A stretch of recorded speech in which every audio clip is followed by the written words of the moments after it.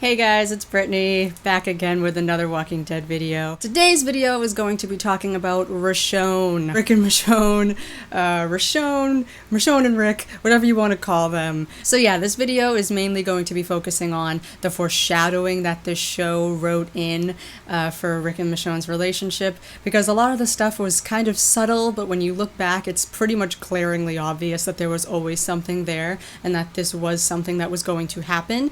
But for some people, they magically did not see any of the signs in that way, which, you know, you have to wonder why. So yeah, this video is going to touch on some racial issues that have come up because of this pairing. So if that makes you feel in any way uncomfortable, you can feel free to exit out of this video right now, but I encourage you to stay. So yeah, without further ado, let's get into Rick and Michonne's relationship development and why it makes sense.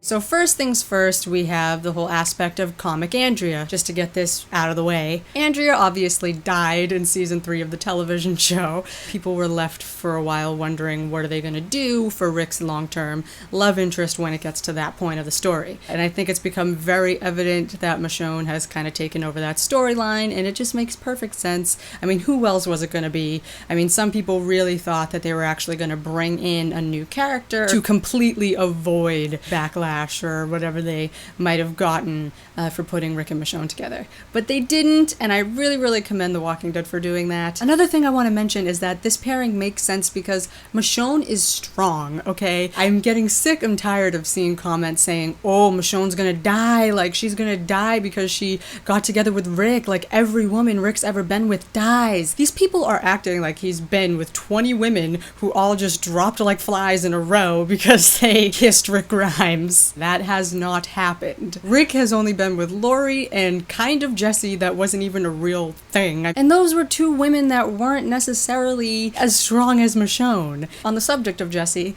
I want to jump right into this with Rick and Michonne's first meeting versus Rick and Jesse's first meeting. Because for some reason, as soon as Jesse showed up, people were saying, it's obvious that they're going to get together. But I just want to know why people didn't find it obvious that Rick and Michonne were eventually going to get together. When Michonne came walking up to the prison holding a basket of baby formula only a few episodes after Lori died. Okay, it was like, here she was coming in to fill this void. This scene was so freaking intense when you look back at it. It's almost like they've met their match, and then they just stared at each other so much once she got into the prison. There was some sort of like connection between the two of them. It's just kind of like, ooh, like what's going on here? And then you have Jesse meeting Rick, just walking up onto his doorstep, holding a basket of laundry, kind of just welcomes him to Alexandria and proceeds to give him a haircut. I don't know why, for some reason, people found that scene more obviously glaring and intense. And that's another situation where you kind of have to ask,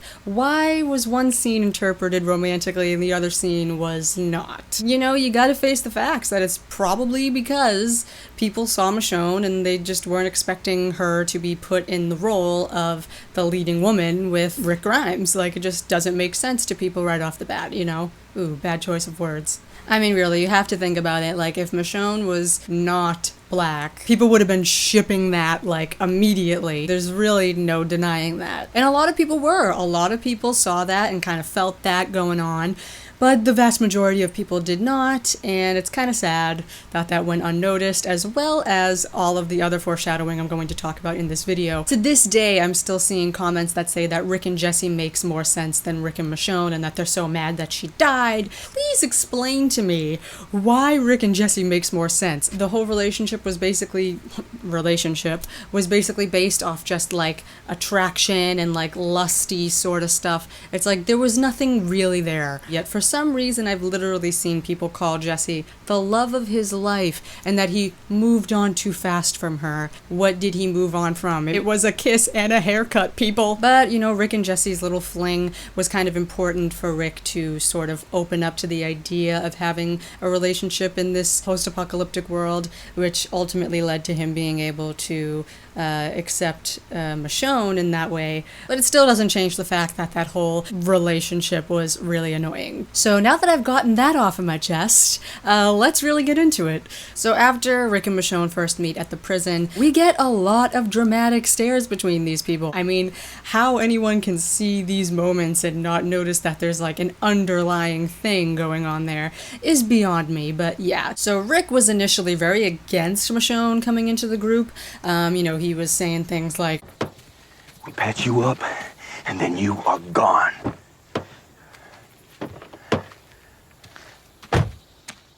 But things start to shift very quickly. We get to season 3, episode 12, and this is where there is a lot of like flirtatious vibes going on, like a little bit of tension here and there. And of course, this is when we see Michonne really start to develop a relationship with Carl. I think she might be one of us. And this is kind of when Rick's like, you know what, maybe you're right, like, she's pretty cool, like, if you can get along with her, then I guess I can. And we start to see her kind of making her way into their group and their hearts, like, she's kind of winning them over a little bit. So after that, we're continuing the whole storyline with the governor and how he just wants to take over the prison and doesn't want Rick and everyone to have nice things. So basically, the governor asks Rick to give him Michonne, and then everything will go away, they'll stop fighting, and blah, blah, blah. So this is when we really start to see that Rick has kind of developed some sort of feelings for Michonne, whether they're friendly or a little more than that. I mean, this is a woman that he kind of, just met. They haven't known each other for that long, but we see Rick being really conflicted about what to do. He has this conversation with Herschel about how, Michonne's really earned her place and that he can't just give her away because obviously the governor would kill her. Michonne is on her way to be just handed over to the governor, and Rick is kind of talking to the group, telling them all about it and how he feels like he's made a mistake. Towards the end of this episode, we see Michonne walking back to the prison alive. Rick sees her and you can tell that he's like happy, like he kind of smiles to himself a little bit, and it's like, ooh, he missed her, oh. And again, it's clear just from the look on his face that he's grown to really like her. So following this whole deal with the governor, Rick and Michonne have this conversation in the prison where she tells him like, she understands why he had to really think about doing the deal. And then Michonne kind of thanks Rick for taking her in initially. I never thanked you. What? For getting me out there that day. Taking me in. Well, if you didn't have that baby formula, I wouldn't have. You could have just taken the formula. Well, must have been something else then.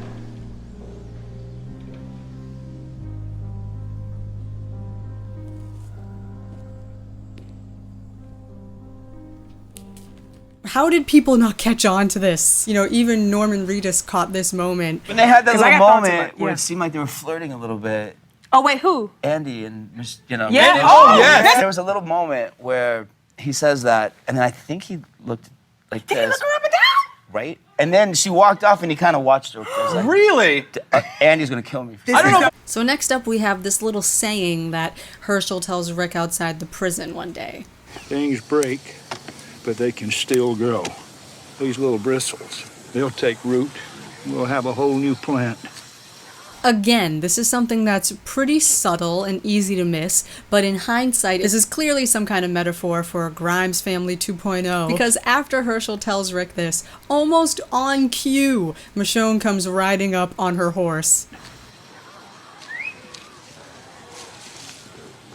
Let's go. Now, if that isn't such tasteful, subtle foreshadowing there, I mean, I don't know what is. So we have Michonne riding up to the prison, and this is when she gives Rick that razor she found when she was out on a run, and she gives Carl some comic books that she found, and it's clear that Rick kind of missed her while she was gone, and they're starting to get a little happy around each other, and it's really cute, okay? But yeah, that whole saying goes right back to, Michonne showing up only a few episodes after Lori died. It's like, things break, but they can still grow. The Grimes family broke, it's like Lori died, but things can still grow into something new and different, and that's okay. Enter Michonne. So then a scene that I kind of want to mention is when Michonne holds Judith and she just starts crying. She just kind of breaks down and hugs Judith and cries. And we don't really know why because we don't know too much about her past yet. But then we get to the fall of the prison. Michonne saves Rick from the governor. She just impales him, kills him. Oh yeah, but she's gonna die. You know, she's not strong. She's gonna die. Like, come on now. So then, of course, we get to season 4, episode 9, After, which is one of my favorite episodes, and I talked about this in my last video. I had mentioned in like a caption or something that this episode actually contained a lot of Rick and Michonne foreshadowing. And again, this is stuff that's easy to miss if you're not like looking for it or not just open to the idea of it. Michonne has gotten separated from the group. She's gotten separated from Rick and Carl, and she's kind of going into this dark place again, which is evident by the way she finds two walkers and cuts out their jaws and their arms and is kind of living that way she did before she found the group. You can tell she's becoming really resigned and almost just kind of feeling like she wants to die until she sees a walker that looks very similar to her and she realizes, whoa, wait a minute, I don't want that to be me. And she just takes out all of her frustration and takes out like freaking 20-something walkers. Oh, again, yeah, Michonne's gonna die, guys. She's not strong enough to take care of herself. So then we get this dream sequence where Michonne is really thinking back to her life before the apocalypse. And this is when we find out that she had a son and a boyfriend. This whole episode is kind of focusing on her missing that. You know, she even has a moment where she talks to her dead boyfriend.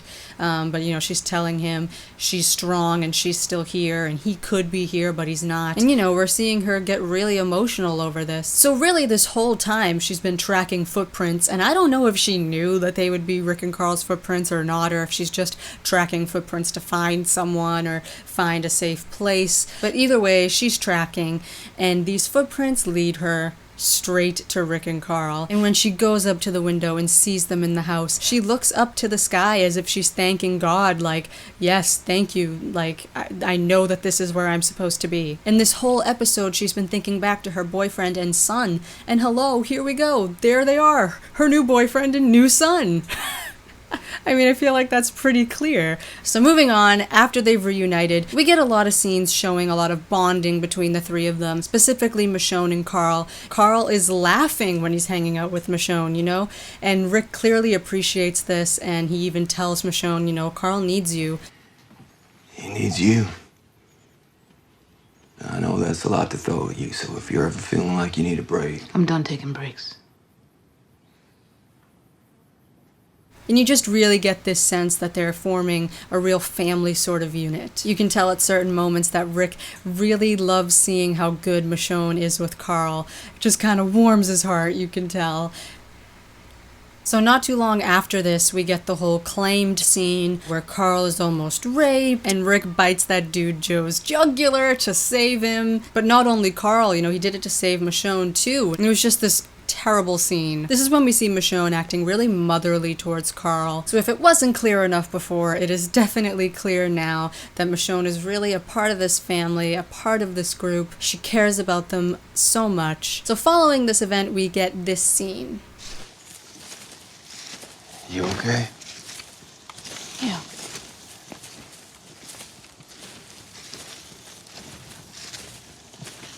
I'm okay. I know. How? Because I'm okay too.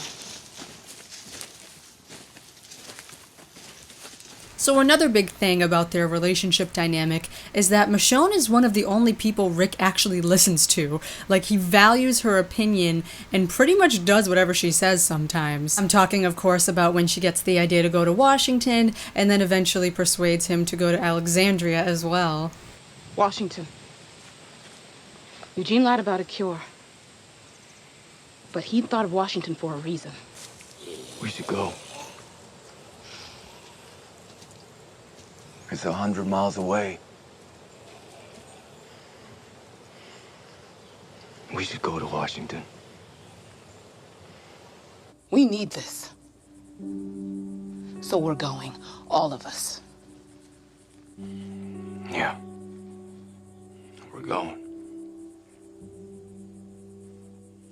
So we get more scenes of them making eyes at each other, and then we make it to when they finally roll up to Alexandria. Rick had talked to Michonne earlier, voicing his concerns about if Alexandria is actually going to be safe, because every place that they thought was safe before ended up being completely awful. He references Woodbury and Terminus in this conversation, and how when they stood outside their walls, they didn't hear anything inside, and that pretty much should have been a red flag that there was something off about those places. But this time, they're sitting outside of Alexandria, and he can hear children laughing and playing inside the gates, and just people having conversations, and you can tell that he starts to feel secure that they made the right decision in coming to Alexandria. So what does Michonne do?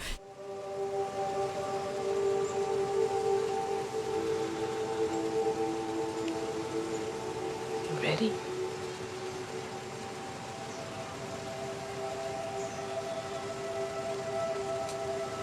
Now, to me, I interpreted that as, are you ready to take this step and start this new life in a safe place? And it could almost her be asking, are you ready to start this new life together?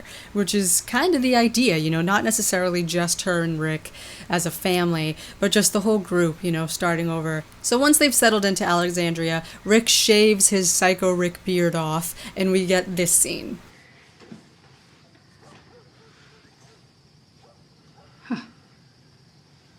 I've never seen your face like that. So then we get some more stares between the two of them. I mean, they really do not play with these stares, guys. And then eventually Michonne knocks Rick out for his own good and the good of the group, because he was seriously jeopardizing their stay at Alexandria by going Psycho Rick again. Then we get this scene where she's kind of telling Rick to relax, put down the gun. They don't need their weapons here. She doesn't need her sword.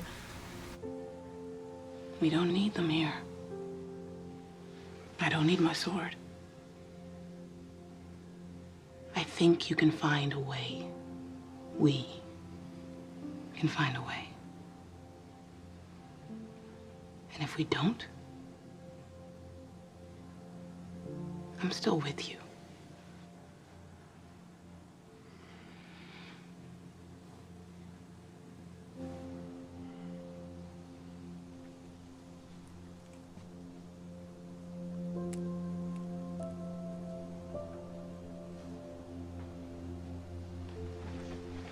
So after this, we get a scene that's another one that could easily go unnoticed if you're not really paying attention. But in hindsight, it's like, oh wow, that's really obvious. They clearly wrote that in and showed this for a reason. I'm talking about season 6, episode 3, where Michonne is having this conversation with a man that got bit.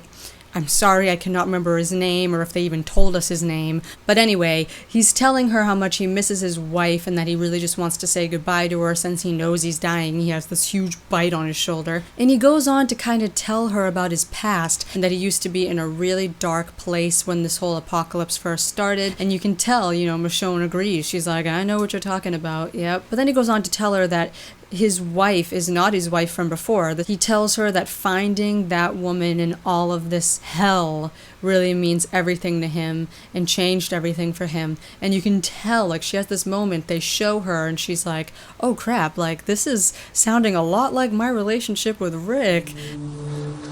She wasn't my wife from before. How'd you meet? It was, early on. Aaron found me.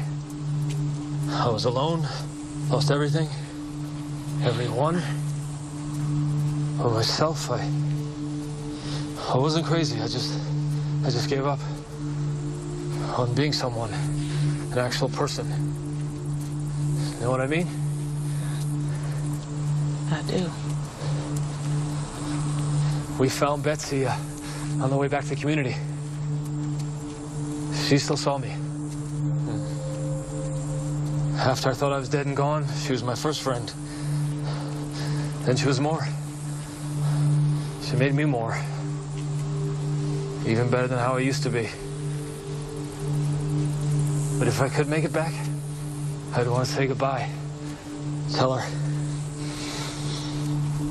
Finding her in all this, that was everything. I was just another monster. That was. Me? I was gone for a long time.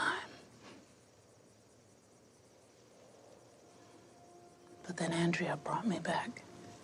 Your dad brought me back. You did. So then we have Deanna constantly asking Michonne what she wants and what starting a new life in Alexandria means for her. What do you want? I want this place to work. Yes, but what does that mean for you? What do you want for you? I don't know. What do you want? Now you figure it out. I will.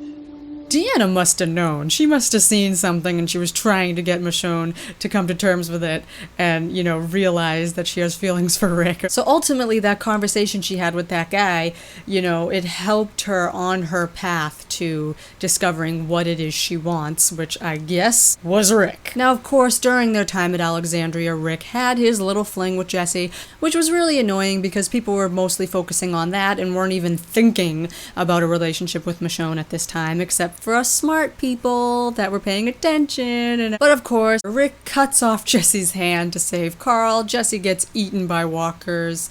Michonne once again saves Rick and Carl from being shot and killed by Ron by impaling him. But of course, this causes Carl to lose his eye, and Michonne goes into full-on Mama Michonne mode. There are a couple powerful moments here, like when she's chopping down those walkers to get Carl to the infirmary, staying by Carl while Denise is trying to fix up his eye, and being really concerned that Rick is outside fighting walkers without her. And then she kisses Carl on the forehead and runs out to help Rick. Then we get the shot of her holding Judith while standing outside of Carl's room. And this is when Rick gives, Carl's unconscious body this big long speech about how he wants Carl to know a new world. Once again, signifying and going back to the whole idea of things break but they can still grow. He wants to start over and rebuild. So then the show skips 2 months, and I really, really would have liked for them to just throw in some text that says 2 months later to have cleared things up for people, because people were still thinking of Jesse being killed in the previous episode. So it left a lot of people confused as to, wait a minute, what's going on right now? Everything seems happy. Clearly some time has passed. So this episode opens with Rick, getting ready for the day, and they make a point to show him not put on his wedding ring. And right after this, we see Michonne come out of the bathroom with her hair in a towel. Clearly, something's going on here. They're starting to function even more like a perfectly normal, healthy family in a happy, non-apocalyptic world. We have Michonne really acting like a total mother figure for Carl, telling him it's time to change your bandage and, get in here. This whole scene comes off as Carl being like this moody teenager with his mom and his dad. So we get to see that things have been really good in Alexandria since they won it back from all those walkers. The last episode ended with Rick saying, I want you to have this new world, and now we're starting to see it. This is a reminder of what they're fighting for. You know what I mean? So many people watch The Walking Dead and they just want gore and zombies, but it's you have to remember why they're going through hell to survive. It's because they want humanity, they want civilization, the simple things in life. They don't have that anymore. And so it's nice to get an episode like this. I'm talking about season 6, episode 10. It's just such a nice change of pace. I actually laughed watching this episode. It was so different and refreshing for The Walking Dead. And I think we needed that. We needed to see and be reminded of what it is they're missing. Now, of course, this change of pace and sense of normalcy that they've settled into allows Rick and Michonne to kind of sit back, relax, literally, and finally realize their feelings for each other. And boom, they kiss on the couch, they get together. It's wonderful. And how anyone could say that there was no build up to this moment is literally beyond me. And I love the things that they decided to put in to show what kind of couple they're going to be, because they're totally going to be a power couple. I mean, come on. That scene where they show them in bed, it's like, you know, Rick has his gun on his side and Michonne has her sword on the other side, and as soon as they hear Jesus' voice, they both just get up and are ready to attack. And it's like, yes, like that is the kind of woman Rick needs. That is the kind of man Michonne needs. Like, they are perfect for each other. So yeah, after they officially get together, we get a lot of cute moments between them that I just absolutely love seeing. It's so nice to see Rick happy. It's so nice to see Michonne happy. You know, we've never seen her in a relationship, and it's just really, really nice to see. We also get a lot of moments that, again, show people the kind of couple they are now, that they're just a total power couple, totally kick butt. It's just awesome. So yeah, they're together and everything's nice for a while, and it's just really good to see them happy. So that about does it for all of the foreshadowing. So now, just a couple thoughts that I have here. People complained about there being no build-up between Rick and Michonne. These people were shocked, disgusted, appalled, disturbed. These are actual words people used, by the way, when they saw Rick and Michonne get together. Why? Tell me why. I mean, honestly, why? Why would a pairing make people feel so strongly that they were literally like having arguments, just leaving such hateful comments? But even after they got together, some people were still so reluctant to accept it. They were like, no, I don't see it. They're more like brother and sister. Michonne's always been the cool aunt to Carl. And it's like, really, like, you have to sit back and question why people wouldn't put Michonne in that sort of role. They didn't see her as a possible love interest or a possible mother figure. And it's because of the way people perceive people of different races. And television, music, movies, media, everything plays into that. All of this stuff has a big influence on how we view the world. And this is why I really, really, really commend The Walking Dead for putting these two characters together. Number one, it was the right thing to do. Number two, it is challenging viewers who are not used to interracial relationships or not supporting of them to really face the fact that interracial couples exist, biracial people exist, like me. I am biracial, I am white and black. The Walking Dead is pretty much the biggest show on television. It's consistently number one, and it's just amazing to see representation on a show this big. The simple putting together of these two characters romantically has got people talking, it's got people reevaluating the way they look at interracial couples, and it's just a really big deal when you get down to it. It's like people can try to say, you know, race has nothing to do with it, but it clearly does. You know, I've seen people complain about, you know, a mixed race agenda, and that's like The Walking Dead is forcing this down people's throats, and it's like, no, this is simply representation. This is showing that this is possible. Two people of different races, especially white and black, can come together, and it's not a big deal, especially in this post-apocalyptic world. Stuff like that does not matter anymore, and it shouldn't matter now. But we all know we still have a lot of work to do in that department. I just really commend The Walking Dead for doing this, because they easily could have given Michonne the kind of storyline she has in the comics, which basically is just her getting with any black guy in her general vicinity. I think it's a nice change from the comics and something people need to see. So that about does it for this video, guys. I hope you enjoyed it. Be on the lookout, hopefully, for a reaction to the Season 7 trailer. So excited. And my Walker Stalker Con vlog that I plan on doing. Yeah, I'm cosplaying as Carl. Don't judge me. I'm going all out with that costume, including this hat that I that I put together, complete with the little slit in the side. I'm taking this seriously. Basically, I'm going to be doing the whole No Way Out scene, so I'm excited about that and to eventually share that with you guys. I hope it turns out as good as I see it in my brain. So yeah, thanks for watching. Be sure to share this with anyone that needs to see the Richonne light. Be sure to subscribe, leave a comment. I'd love any suggestions for future videos or comments, anything like that, because I really do want to keep this whole Walking Dead series going. And that's about it. I will see you guys in the next video. Peace. But what I think people tend to really forget is that this kid has been through hell and back. And people have the audacity to call him whiny and annoying. Are you kidding me? So I thought I would do a video about this, shedding light on some of the crap Carl has endured, and take a bit of a stroll down his painful memory lane. This is Top 10 Reasons Why Carl Grimes is Not a Whiny Little Brat.